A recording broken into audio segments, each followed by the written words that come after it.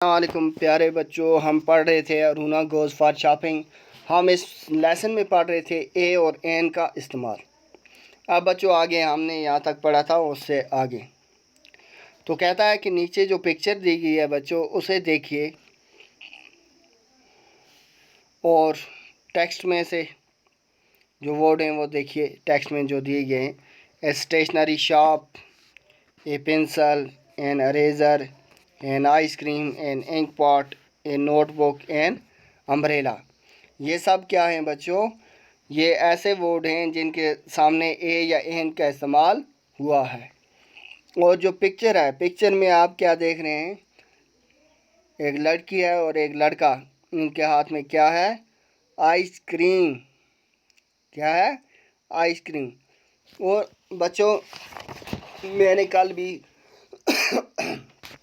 पिछले वीडियो में आपको बताया था कि हमारे जो लेटर्स हैं इंग्लिश के, उनमें बाकी सब ए ई आई ओ यू, इन 5 को छोड़कर बाकी सब क्या है? कॉन्सोनेंट।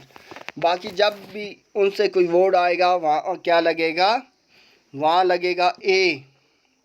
और जहाँ क्या आएगा?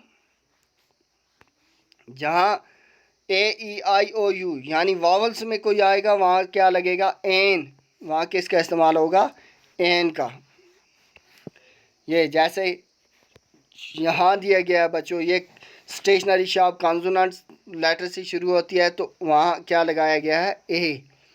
पेंसिल कॉन्सोनेंट से a pencil. Eraser an eraser. Notebook a notebook. Ink pot an ink pot. Ice cream an ice cream. Umbrella an umbrella. तो बच्चों आपने ये याद रखना है कि जो वो लफ्ज़ कॉन्सोनेंट से शुरू होते हैं उनके सामने हम ए लगाते हैं, और जो वर्ड वावल से शुरू होते हैं उनके सामने हम एन लगाते हैं। तो बच्चों नेक्स्ट वीडियो में हम यहाँ से आगे का लेसन पढ़ेंगे, यानी इसकी एक्सरसाइज करेंगे। तब तक के लिए अल्लाह हाफ़िज़।